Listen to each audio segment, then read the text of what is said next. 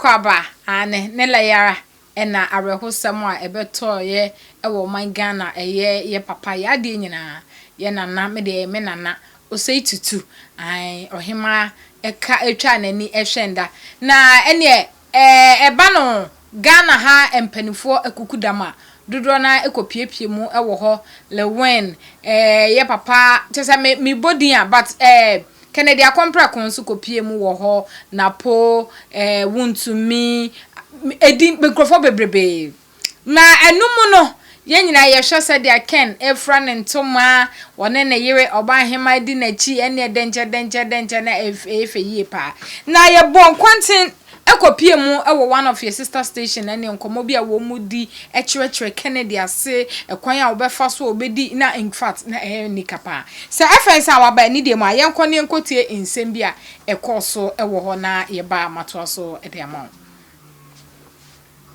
That striking thing about Ken that will make me think I want to look at his direction and possibly give him the nod. Today happens to be the 1 week ceremony or celebration of the late Asante Hima Nana Kennedy Agyapong, and it's happening today in Kumasi. So Honorable Kennedy Agyapong is also going, and of course those of us who identifies with the Asante lineage and Asante tribe, we are all mourning, and of course the entire nation at large is also mourning, and that explains even the reason why. I mean, you are in this, okay? Because for a moment I was thinking, hey, what's happening? No, I'm not mourning within the context of having lost maybe a direct relation, but as an Akan or an Asante,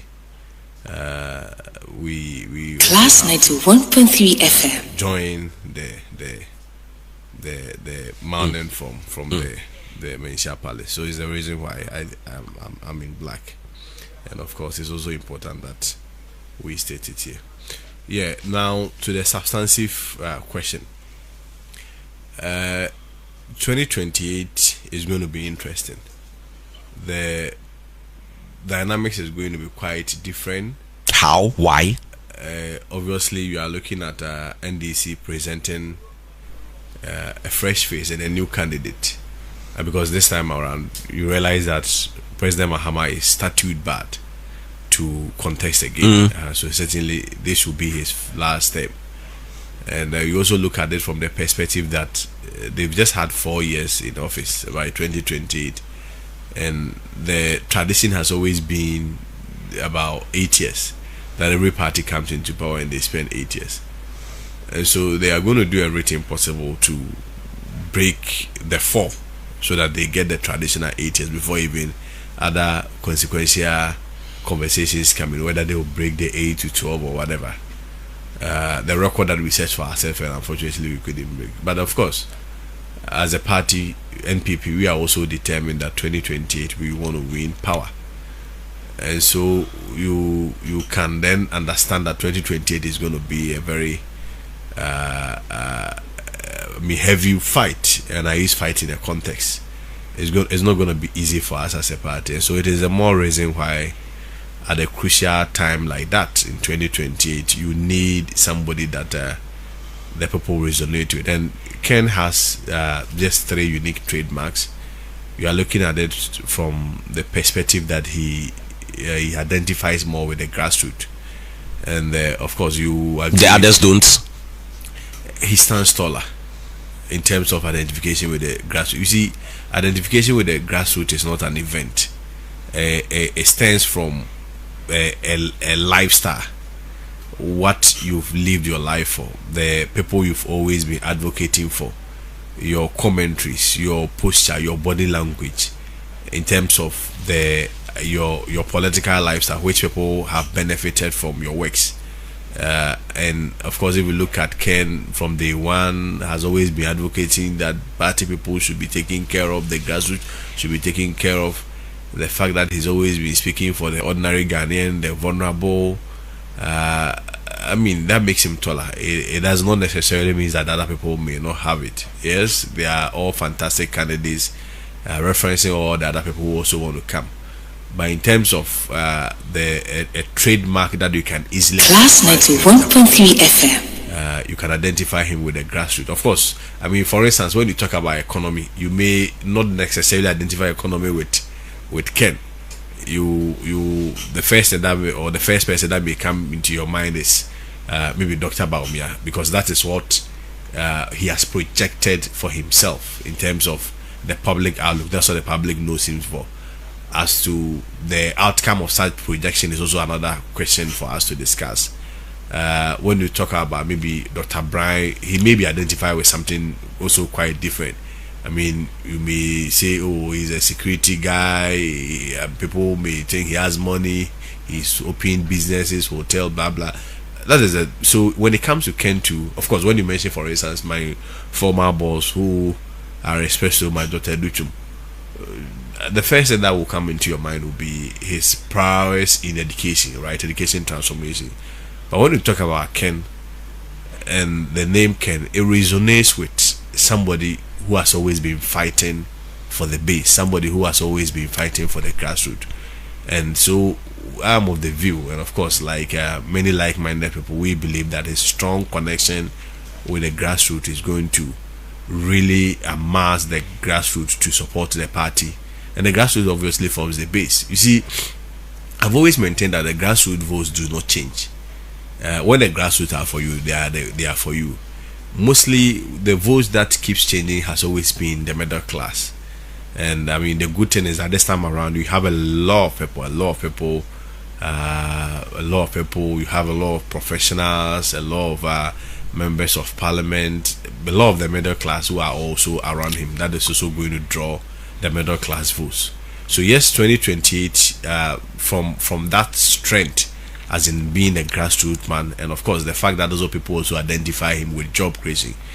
If you look at the statistics, for instance, across all data from the World Bank, looking at statistics from the Ghana Statistical Service, for instance, if you look at the World Bank and its estimation, for instance, it projects that by 2030 you are looking at about 400 million jobs. That is 400 million job seekers. But unfortunately, those job seekers, the jobs that they may be looking for will not be in existence. Just about 80 million jobs will be in existence.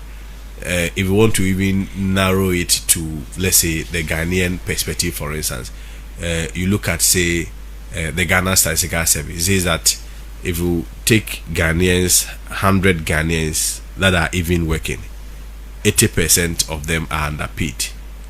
You are also looking at Class 91.3 FM. Higher unemployment rate, and even becomes quite intriguing when you are even looking at, for instance, graduate unemployment. One of the bane of this country has always been on unemployment, and even people who are also employed are also underpaid. So at a crucial time like this, where our major problem also as a country, especially a problem bothering the youth, is unemployment. I've read a lot of researches, I've read a lot of data which suggests that when a batch of national service people complete, it takes a minimum of 50 years. Sorry, most of these things you have to look at it from the budget perspective. How much allocation was made into that sector, or in terms of carrying out that promise? I mean, we may all have to interrogate it. If you look at the government's commitment to it vis-a-vis how it was promoted as a flagship policy, compare that to, for instance, a flagship policy like the free senior high school, where it was our trump card during 2016 general elections, and comparing this to the last one that we had, 2024. If you are just opposing the two, you realize that it is not a promise that in terms of its implementation and its feasibility and its government's commitment, I don't see it being that very realistic. So the point I am making is that unemployment is going to still be a problem in 2028. I don't see so much from this government. I mean, look at even the inconsistency. On one side, you promise 24-hour economy to come and create jobs. But on the other side, the first thing that you did as a government when you came into power was to terminate appointments of people that has gotten employment lawfully and also gotten through the right processes to get employment. So I mean, lawful can be relative, because in some contexts I've heard officials of the party say some of these people, they had question marks about how they found themselves in the places they work. Employment is not an event, it's a process. I use the Ministry of Education where I worked, for instance. Financial clearance was secured around July. I guess interviews will have to be made, documents and academic certifications, CVs will have to be perused, they have to be reviewed, even letters have to be printed and awarded to beneficiaries or people that have been recruited. There are instances that averagely, when even you are successfully recruited, it takes about a minimum of 6 months, sometimes even to 1 year before you get your staff ID. And remember, the staff ID is the prerequisite unique identification that controller uses to identify you as a staff before they even pay you. Mostly averagely you're looking about 6 months before even that comes in. But yes, to all these guys, their appointments were terminated. So on what basis do they say that in some cases? There was no cases. You see, it will be irrational for anybody to say that when you lose an election on the 7th of December, quickly between 7th of December to 7th of January, you engineer a recruitment process and complete it. It will never happen. You are suggesting that has never been the case in our space? It won't even work in a space of 1 month. What are you going to do? Look at, even when we lost the election, people were demoralized, people were being attacked at their various offices, people couldn't even just go into their office. You never heard stories about letters being backdated? You see, backdated when? That's what I'm saying, that when did the process start? When did this process start? The fact that you come and meet an appointment has been made, and that, let's say, letters are on the 5th of August or 7th of August, does not necessarily suggest that the letters were backdated. Backdated to when? When did the process start? That for me is the most important thing. And of course, I mean, the fact that you lose an election does not mean that you cannot. You see, let me take it from this perspective. Before, as a government agency, you can recruit, right? You first of all have to get what we call financial clearance from Ministry of Finance. If you do not get a financial clearance, there is no basis for even going ahead to do the recruitment. I am suggesting to you on this platform that all the recruitments that were done then, every institution had financial clearance predating even the election day. Because if you didn't have financial clearance, on what basis will you proceed with the recruitment process for who to come and pay?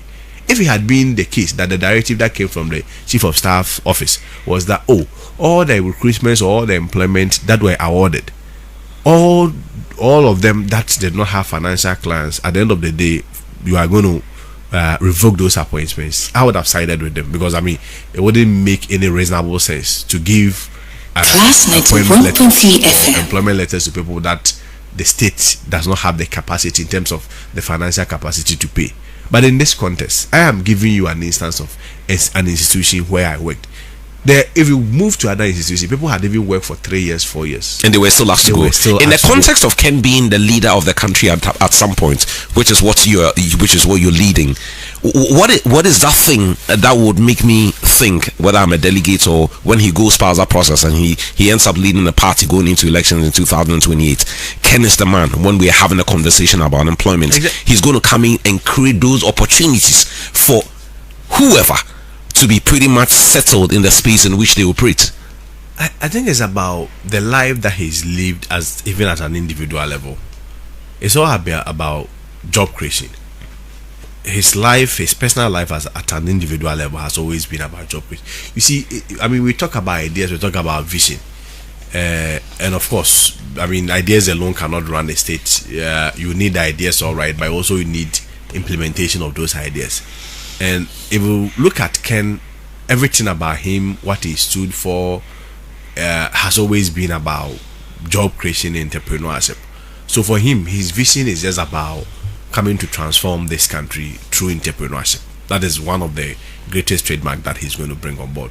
And of course, you can verify from the things he's done in the past that single-handedly one individual has created about 7,000 jobs throughout his lifetime for the ordinary Ghanaian to benefit. and so it gives that credence to him that he can make that his trump card, because that has been what he has been doing, that has been what he stood for, all about job creation. So yes, I mean, it's not necessarily also about job creation, but also creating more entrepreneurs, because I mean, we agree, if you move to advanced countries, job creation is not only a reverse for the government.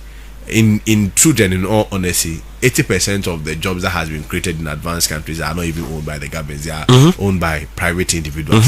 So it's just about having that leader with a mindset to create more Kennedy Agyapong, having a leader with a mindset to create more Ibrahim Mohammed, to create more Jospons, to create more Brian Champons, so that at the end of the day, these individuals will have the capacity to build more institutions that will also drive the job creation agenda. Of course, I mean, Ken believe that there is a link between socio-economic transformation and agriculture, and it is the more reason why his first policy is benchmarked on driving over 1 million youth into agriculture. And of course, when I talk about agriculture, I'm talking about agriculture that is Class 91.3 FM, and of course, I mean, agriculture to drive exports, so that we are also able to, in terms of the turnover, we are also able to reduce import and export. Of course, that will have a consequential impact on also our currency that we have always been, that is practical economics that we have always been crying over. So Ken also believe that there is also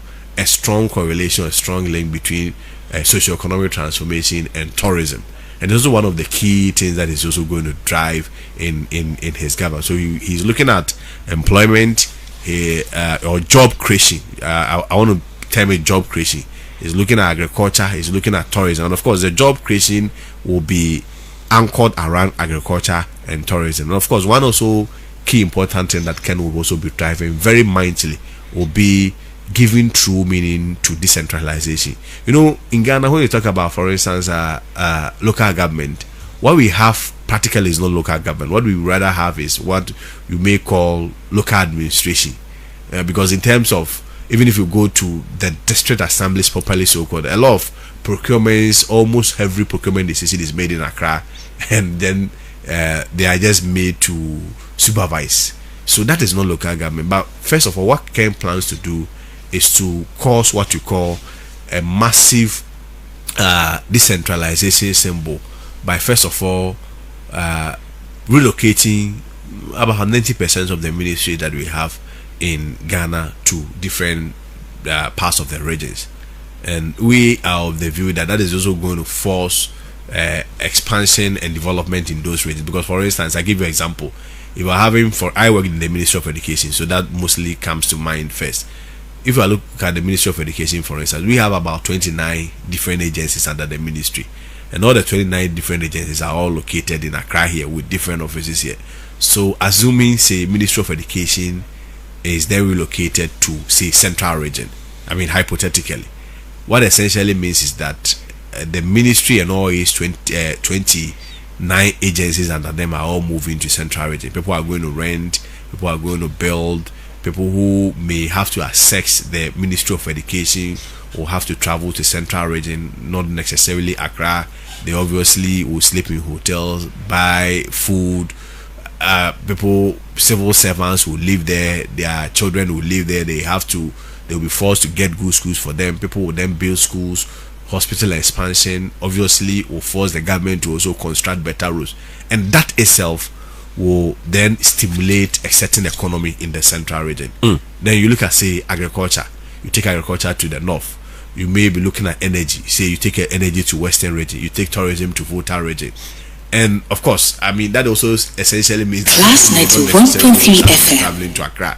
But instead of focusing entirely or wholly on Accra, this time around you have people always moving to Ashanti Region, others moving to the if you need something, for instance, from the Ministry of Agriculture, this time around you'll be compelled to go to the north. Is that not the case? If you are compelled to go to the north, chances are that when you are coming, you buy smoke. Is that not the case? If you buy smoke, certainly you've also provided jobs for other people in the north. So Ken's approach of governance is going to be a common sense approach to solving the problems that we have as a country. And I've always maintained that our problems that we have as a country does not need rocket science mindset to solve it. Our problems are systemic. If we want to list them, if you ask anybody to list the problems in Ghana, you realize that these problems has always been the problems that was inherited by Nkrumah, inherited by Buzia and Co, Champo and Co, right, even to the Fourth Republic. It was the same problem. Even if you look at election analysis and how people lost elections, or governments or parties lost elections in Ghana, it was all based on economy, job creation, corruption, bad rules, health, infrastructure, electricity or power. These are the problems that we have as a country. So our point is that our problems just requires common sense approach. For instance, you talk about the job creation that I spoke about. We have vast lands, right? Look at the Kasapreko alone. Kasapreko alone imports about $2 billion of ethanol every year. Yeah, one company. That's for even for his Ghanaian market. You are not even looking at the rest of the African continent. But the Ghanaian market alone, he imports about $2 billion. That's money that the whole country goes for from IMF. And the ethanol is just produced from cassava, basic cassava. And cassava alone can give you about 33 byproducts. Cassava alone, if you want to look at the processing chain, cassava alone can give you 33 end products or byproducts.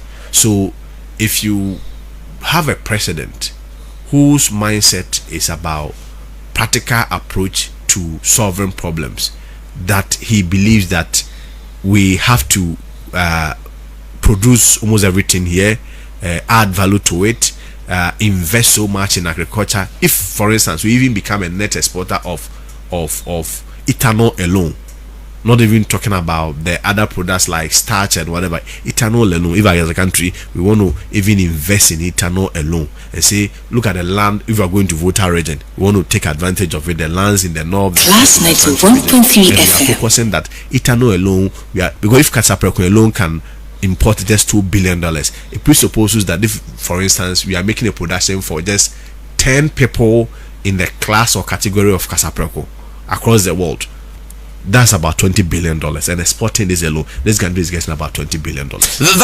These look like very fine conversations that I'm sure if he navigates his way past the internal contest, he's going to be pushing a lot strongly. He has to go past over 200,000 people first, and as to whether these policies would sit well with them for them to give him the nod. I see that you've been doing a lot of traveling.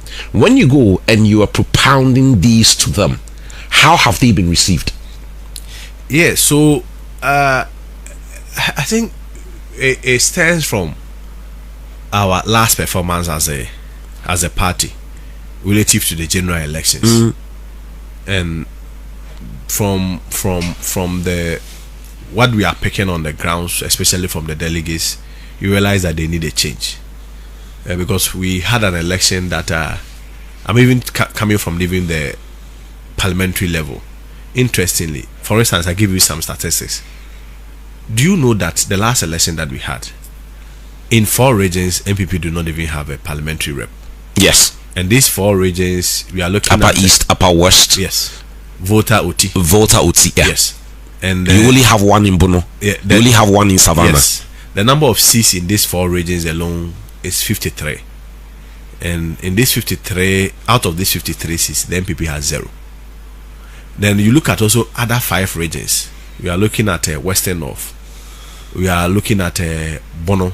We are looking at Ahafo and Bono East, and Western North, Bono, Ahafo, Bono East, and Savannah.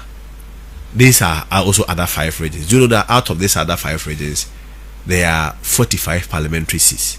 MPP has only 5 of them. So the cumulative effect is that out of 98 parliamentary seats from 9 regions, the NPP has just 5, and NDC has 93. Is it not on the back of the performance of the party in office at the time? Not necessarily. You see how elections are conducted in this country. When people are coming out, they come out to vote for both the presidential candidate and also the parliamentary candidate. And so when people have doubts or they have reason not even come and vote for the presidential candidate himself, certainly also going to affect the parliamentary candidate. But I want to answer your question from this perspective. It is not in dispute, right, that the party at some point also became quite less attractive, especially post the COVID era. Nobody disputes that. Class 91.3 At the end FM. of the day, people are not going to come out to vote for you as it used to be. But the level of decline, the level of drop, cannot necessarily only be a burden on the parties alone. In 2008, if you recall, that was when we had global economic recession. Companies in America was hit greatly, and developing economies like ours was also hit greatly. If you recall, in 2008, almost every incumbent all over the world lost, where in America companies were declaring bankruptcy. Yes, still, President Akufo-Addo's popularity and his dominance alone, then as candidate, Akufo-Addo was able to push the party to the runoff, to the extent that we even won the first round election and led with about 100,000 votes, only for us to lose to President Mills during the runoff with about 23,000 votes when time decided. So also presupposes that the candidate counts and the candidate matter, and the performance of the candidate can also change a lot of narrative. I give you a similar example. For instance, in Asen, where Kennedy Agyapong had always contested and won the seat since 1996, served as a member of parliament for 26 years. When Kennedy decided not to run for the parliamentary seat, obviously because he had to contest for the presidential primary, You lost the seat to Mijima. we lost the seat. And I mean, one may want to do some voter behavior and voter analysis. You would then come to the conclusion that originally the seat was not an MPP seat. The first time it was won by the NDC, but when Kennedy came, he was able to sustain the seat until he left. Again, it comes to one very conclusion, that the performance of the candidate, the popularity of the candidate was what was propelling the party, and it presupposes also that the people's allegiance was to the candidate and not necessarily to the party. But the dynamics of Asin may be completely different from the dynamics in, let's say, where you come from. Yeah, essentially, that's why we are discussing Asin. That in the case of Asin, you can then conclude that the people were voting for Kennedy Agyapong as an individual, as a person, not necessarily the party. So the party's fortune was primarily tied with the Kennedy Agyapong's brand and his prominence and his popularity. It's the same thing that we witnessed in 2008. Akufo-Addo had not been marketed a lot. He served in ministries that were almost discreet. For instance, if you are a minister, Foreign Affairs Minister, until Ablakbat came in with his populism, and you will not even hear mostly from ministers who serve at the Foreign Affairs, also at Attorney General. So these were not loud ministry that you have even the opportunity to market yourself, right? Class 91.3 FM. Alone was able to propel the party to a runoff, to the extent that was he not already a popular person before he assumed those positions? I mean certainly, but you see, your popularity should also be benchmarked on the opportunity that you have to campaign. If it is all about popularity, then candidates... Danado had been the leading figure of the party for years, even before the NPP got into power in 2000. I am coming. Within the context of political popularity relative to campaign, you need a certain platform, right? Work, show visibility in terms of where you find yourself to also make a case. I mean, if it is about popularity, then President Mahama was known, right? He has always been communication minister, he has always been around. Then probably he should have even campaigned even in the first place. Almost everybody that had contested had been known one or the other. Dr. Bawumia is known. But you see, as soon as you bring in the argument of popularity, then you also have to do the comparison test, right? I mean, in the case of, for instance, Dr. Bawumia, for instance, he has been around for the past 16 years as a vice president, right? For the past 8 years. You cannot compare the visibility that a vice president will have in 8 years to a minister in 8 years. It will never be the same. You cannot, just like... And in this case, he was given a lot more opportunity. Exactly, because as a vice president, he was quite visible, to be honest. Exactly. So when I talk about popularity, it is in terms of visibility relative to the election time or the election and possibly to performance as well. Exactly. And I mean, that is where I am bringing the conversation to. I mean, the whole thing will be will arrive at performance. But the point I'm trying to make is that if you compare these two personalities, right, and the votes that they had, you then come to the conclusion that yes, the party matters, but as every point also, the candidate's performance and the candidate's popularity can also be a tool or a trump card to also traject the party into victory. And but that was the what would you of, then say that, for example, leading into the election in 2016, one of the positive virtues of Dr. Bawumia, because I mean, whether we like it or not, it's between him and your candidate. One of the positive virtues of him at the time was that in the north, the party appeared to be struggling, and it was because of his work and whatever effort he put in that propelled the party getting a certain number of votes and a certain number of seats in the northern region at the time, culminating in the party's victory in election 2016. No, you see, in 2016, it was not really about Dr. Bawumia. The reason why I am making a case, you don't even want to give him a little credit for the party's effort in 2016. To be fair to him, he also campaigned like many other party people. But you see, his bigger test, I'm going to compare. Class 91.3 FM. His bigger test rather came in 2024 when he himself, if it was about his popularity and the work that he did, this time around in 2016, he had not proven himself with any track record prior to 2016. But in 2024, he had the opportunity to serve as a vice president 8 years. And so, if for any other reason, that should have been a basis where he had more visibility, he has a track record to compare with. Is that not the case? But yes, still, interestingly, in 2016, President Akufo-Addo won. We had, I mean, some number of seats, even in Upper West, if I recall. Even in Upper Anthony West, Kabo won there. Yes, we won almost, I think, 5 or so out of the 6s. And former Interior Minister won his seat there as well. We won, I think, in Sisala as a party. Yeah. But interestingly, when Dr. Bawumia himself contested in 2024, the number of votes that even President Akufo-Addo had in 2020, it was reduced by 16.1%. And ordinarily, you would have expected that Dr. Bawumia, coming from the northern part of the country, would have engineered some support for him. But interestingly, compared to the votes that President Akufo-Addo had in 2020, Dr. Bawumia's votes rather reduced by 16.1% in the northern parts of the country. So, if anybody want to suggest to me that, well, in 2016 it was his popularity and his influence that was rather able to help the MPP get more votes in the northern regions, in particular, it cannot be the case, because when he himself had the opportunity to represent the party in the capacity as a flag bearer, this time not deputizing his boss, because in the 2016 election his boss face was there, he rather reduced his boss vote from the northern part of the argument that was made in line with what you have just said is that he suffered from the baggage of his boss. But why you think in 2008 Akufo-Addo never also had some baggage from President Akufo?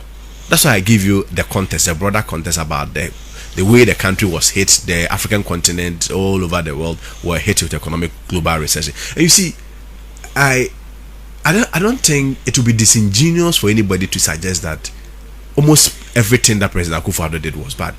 President Akufo-Addo's governance started suffering some turbulence the post-COVID period, and we admit, we do not shy away, we do not run away from the fact that from 2022 the economy was hit badly, things were hard.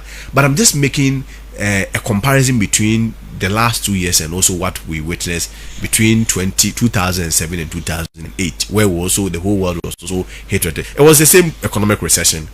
It was the same economic recession that also President Akufo left at. Even when President Akufo was leaving, people were calling him the worst president we've ever had. And he said, time will judge, posterity will judge us. So nobody is saying that factors may not have affected, economic factors may not have affected Dr. Bawumia. But you see, the point is that economic factors affecting him. When we came into power, the dollar was 1:4, right? We left it 1:17. Is that not the case? Well, around 1:17. It kept fluctuating, but it got to 17 at that point. Years before we left power. NDC has brought it to 1:10. Assuming without admitting that NDC is even needs to maintain it to 1:10. That's about 7 cities different, right? what will be our campaign message if we bring Dr. Bawumia again for the next election in 2028? What is going to be his trump card, especially when he campaigned against the backdrop of economy and the fact that his specialization is with economy? He may not necessarily have engineered our defeat, but sometimes you may even be a victim of circumstance. And I mean, within the supreme interest of the general well-being of the party and our common goal, sometimes it's better for even that individual who takes the final and ultimate responsibility to step aside. It cannot be said that we separate President Akufo-Addo from Vice President Bawumia. When you had the opportunity to serve as a vice president for 8 years, if every good thing happened, you are not part. You are part of it. But when the economic recession, or the economy was struck with a recession, then you said that, oh, it was a mess of your boss. In the space of 8 years, it can be. Those who argue on his behalf say that the things that made the government successful were things that he was asked to lead. And that's why maybe those things worked. But those things that he wasn't asked to lead, but unfortunately, he didn't go right. He was also the leader of the economic management team. Ahead of the election, the party argued that it was only an advisory team. It was still up to the president to decide. You see, for me, that is where I find problem with this team. You see, the whole point about beauty of leadership is to also own up to responsibilities and apologize when they need be. Dr. Bawumia did not engineer COVID. The consequential impact of COVID on our country was not engineered by him. But there comes a time where you have to step up and say that, well, the circumstances where we find ourselves was occasioned by A, B, C, D. The measures that have been taken, even though uncomfortable and inconvenient, are measures that is necessary. We take responsibility as leadership, but I assure you that we'll move to go through. Remember Obama when he had to give the message of hope in 2008. Last night to 1.3 FM. First before you take a message, you give a message of hope. But when leadership acts as though every good thing, they engineered it. But where things got worse or went south, you are not part. It doesn't demonstrate a trademark of a good leader. That is not how leadership is about. Leadership is not about selections of what you want to own up, whether good or bad. You need to demonstrate leadership and look into the people's face that I take responsibility for A, I take responsibility for B, I take responsibility for C, but then give a superior assurance that ultimately we shall overcome. On what basis will you serve with your boss in the capacity as a vice president for 8 good years and say that every bad thing that happened in the governance is your boss but not you? I mean, how do you convince Ghanaians? But you see, that verdict has been rejected by Ghanaians during the last elections. That verdict has been rejected by Ghanaians, where they treated Dr. Bawumia as part of President Akufo-Addo. And I don't even want to subscribe to that argument. Who said President Akufo-Addo performed badly? It's a narrative that has been drummed so many times, maybe by the Bawumia's campaign team, in an attempt to whitewash him and make him maybe look different for maybe the contest ahead in terms of the primaries and the subsequent general election if he had the opportunity. But at the end of the day, let's go into the manifesto promise that President Akufo-Addo made. The last 8 years, which of them did he not touch on, and which of them did he not fulfill, or which of them did he not perform? It was only the last 2 years that the economy shrank. And of course, I mean, that one he had even prophesied and predicted it earlier in his first speech during the COVID address, when he said we know how to bring back the economy, but we do not know how to bring back human lives. It was an admission and a prophecy that the economy could collapse, because that was a reality on the ground, that the COVID was going to hit us so badly, and the decisions that were being taken. I mean, at the Ministry of Education, that's where I work. We at GES, for instance, we have about 350,000 workers that stayed home for about a year. The teachers and non-teaching staff, yesterday they were paid. Where do you think the money was coming from? People were giving free water, people were giving free electricity. Although we still paid back in a contest. But I mean, the time value of money also counts. I'm not an economic person. But of course, I mean, at that time, it was still a cost to the state. At that time, it was still a cost to the state, and it wasn't in a normal course of things, because if that was the case, then probably even at that time, it shouldn't have also even been free in the first place. MBSSI, the supports that were given to businesses, to Class 91.3 FM allows productivity almost grounded to zero. I mean, those were the times that President Akufo-Addo's popularity dropped a bit. And of course, I also admit that in terms of his posturing generally to Ghanaians at some point was also something that maybe we could have had a different posturing. Commanding chiefs to get up and other things. Sometimes you also have to be sensitive to the mood of the nation and the culture of the people, which I felt, I mean, sometimes as a leader, there are good moments, there are also bad moments, and maybe we could have done well on that. But the whole narrative as though President Akufo-Addo did not perform, and for that matter, Dr. Bawumia was punished for President Akufo-Addo's mess. I do not. For you, see that here. No, I do. This look like enough missiles that you can throw at the 215,000 plus people to, if you like, pretty much get a decision in your favor. But every now and then we wake up to, leading members of your party, people who have been in and around the MPP for as long as I can remember, still throwing their weight behind Dr. Bawumia going into the election next year. What is it that you are probably not telling them, or you're probably not connecting to them to make them say that, look, we went into this election, the figures do not lie, have a look at my candidates?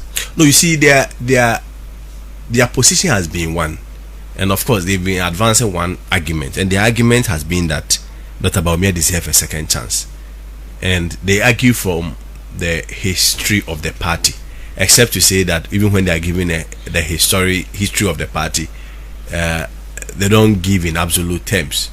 You see, the argument has always been that President Akufo-Addo was given opportunity 3 times to run before he became a president. President Kufuor was also given opportunity to run on 2 occasions, and so by virtue of that, some way somehow, Vice President Dr. Bawumia also deserves a second chance. But you see, what they also fail to understand is that when you talk about a second chance, it's not just a reward for showing up in MPP. You need to earn it. You need to earn it. And in MPP, the second chance, people that were given a second chance were always contingent on their performance. They showed promise. Yes, you show promise. I give you an instance. If you look at Professor Dubois, for instance, he contested in 1992. In 1992, that was a time that we were transitioning from the military era to the Republican state, and then practicing democracy properly, so-called. At the time when we have an election, it was not really an open and free and fair election, because we were having those were the times that we were using opaque ballot boxes to, and I mean, you picture it. At the time, he was contesting the almighty Rollins, who had been in the space for some time, had dominance, had control almost all over everything.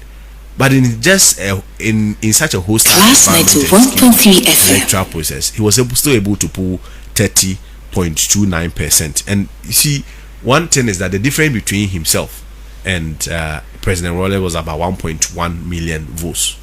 That is significant for you to note. The difference is very key. 1.1 million votes. Then we went into 96. The party people felt that despite the hostile environment that you contested in this election, we still believe that you did not perform well.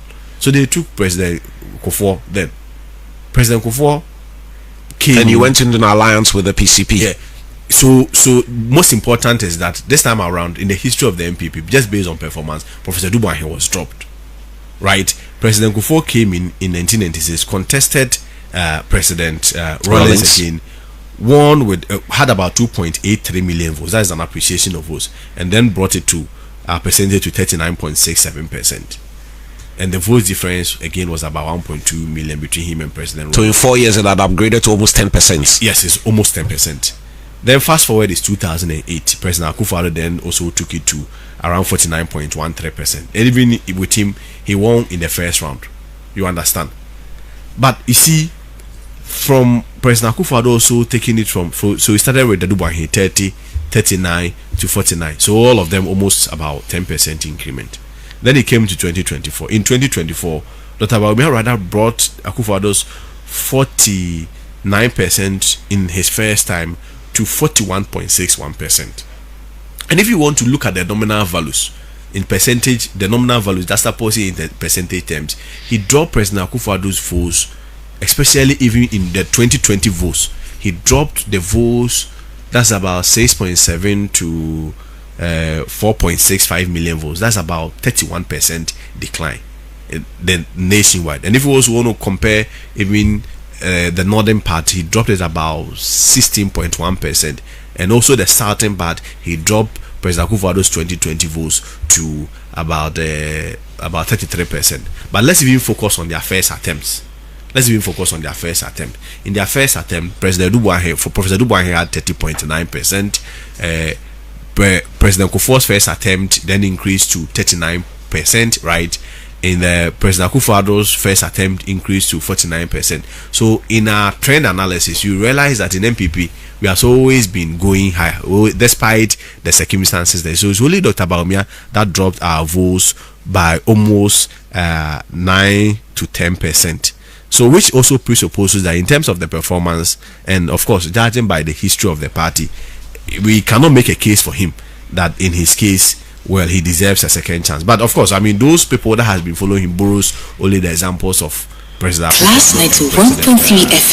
Kufuor. But they forget that there has also been a history where in MPP those who did not perform were also not given a second chance. So I think it is left for us to then explain to the delegates in terms of the history of the MPP what really pertains in the history of the MPP. That in MPP, giving second chances is contingent on always performances and not necessarily by demonstrating some form of weakness as a candidate. And I'm sure that's what we've witnessed in the case of Dr. Bawumia. So yes, his candidacy mattered. His candidacy really also affected the party. Of course, he cannot take the entire blame, but I mean, you are also not able to decouple him from President Akufo-Addo, because I mean, let's be very fair to ourselves. Which other candidate or which other vice president had more visibility and had more opportunity to work and manage affairs in government as Dr. Bawumia? But if you look at the opportunity that he had, serving for the past 16 years, having for the past 15 years, serving as the leader of the party, and the performance that he's pulled. Now, just opposing to Professor Dubois, where he pulled about 1.2 million votes. Then John Kufuor's first time pulling about 2.8 million votes. John Kufuor's second time increasing to 3.6 million votes. John Kufuor's third time, where he third time, that is from 2004, the 2004 election, where he also increased to 4.5 million votes. President Akufo-Addo first time 4.5 million. President Akufo-Addo second time 5.2 million, and his President Akufo-Addo's the third time, which was in 2020, 5.8 million. And so President Akufo-Addo's fourth time was the 2020, increasing to 6.7. You recall President Akufo-Addo contested on 3 occasions before he won. Yes. 2008, 2012, 2020, yes, 2024. So I give you the trend again, at least for emphasis. In Professor Dubois, his first time he pulled 1.2 million. Then John Kufuor increased it to 2.8 million his first time. His first time in 1996. Then John Kufuor again in 2000 increased it to 3.6 million in the year 2000. John Kufuor again in the year 2004 increased it to 4.5 million. Then Akufo-Addo came in 2008, if you recall, the 2000 where he won even the first round against Professor Mills. Yes, with 4.5 million. But of course, I mean, he lost at the runoff, so he couldn't get the requisite 50 plus one. So, but he has demonstrated the track record that indeed he was promising, because he also maintained President Kufuor's previous percentage. Then Dr. Bawumia may be promising in 2028. I'm coming. I'm coming. Let me land here. Then in 2020, President Akufo-Addo came with 4.5 million. Again, he couldn't win, but that is also 5.2 million. But that is also a significant leap from the 4.5 million he previously had. So there's no basis of dropping him. Then again, President Akufo-Addo, 5.8 million. He won in 2016, 5.8 million. In 2020, he took it to 6.7 million. Then Dr. Bawumia then dropped from 6.7 million to 4.6 million. That's about 31%, 31.3% drop. So in this case, and especially with the background I gave you about our parliamentary performances, where out of 98 seats in 9 regions, the party only has 5 representations. You cannot look at this data and say that, I mean, such a leadership. And that will take me back to the same question I asked again. You cannot look at this data and say we go with the same gentleman. But these same people who have an opportunity to vote, not everybody is a delegate from your party who will be voting before Ken gets onto the ballot. The same people appear to be backing that same candidate. In fact, a greater number of the people who may end up voting come 31st January are people who voted for Dr. Bawumia a little over 2 years ago. You're not worried about that? No, but I mean, we can't be worried because you see, I keep saying the elections are not events, they are processes. One process leads to the other. And of course, I mean, they say there is only a fool who doesn't change his mind. When they presented Dr. Bawumia, they've seen the outcome, that Ghanaians have rejected him. So looking at the but they still appear to be supporting him. They are at his events, they are on radio, they are on TV, they are backing him everywhere. You see, you have to separate the few bourgeoisies from the majority of the voters. The bourgeois are influential, you know that. I agree 100%. But you see, most important thing is that the sovereignty does not reside necessarily in the bourgeoisie. That's a fair point. The sovereignty resides in over 200,000 polling station executives down there, and they have seen the state of the party. They are aware of how in the previous election the same bourgeoisies coerced them into one direction, and they are aware of the outcome. And this time around, if you look at their body language, the comments they are making, you realize that they are determined to make a change. Change is not a change until you change. And I'm not sure they are happy about this outcome. This data that I gave you, they are all aware of it. How this time around, since 1992 till now, we have been having an upward trend, only to have a downward trend this time around. They have come to the conclusion that yes, the bourgeoisies may have their say, but at Class 91.3 FM. It is a more reason why we are going to still appeal to them. I mean, we the Christians, the Bible has been clear that the heart of the king is in the hands of the Lord, and wherever he lies, like the river, is where he turneth it. So we are just going to once again go to them. So we should have been paying attention to the battle for endorsements. But those ones are engineered. We call it astroturfing and cosmetic showmanship in politics. Really? Yes, we call it political astroturfing. Let me give you an instance. Recall the last time the Dr. Bawumia's team paraded that they have about 67 MPs. But in real sense, you are a journalist, and I'm sure you have been interrogating or asking all the critical and deep questions. Look at the evidence that they brought to support the 67. There were just about 26 of them. So the videos do not lie. No, yes, the videos do not lie. And interestingly, now the MPs are not even going for his meetings again, because you don't invite MPs in under the pretext of having discussions with them, only for your guys to then record them and put it out there and create an impression as though they belong to your camp. Belong to your camp. And when that happens, it breaks trust and it breaks commitment.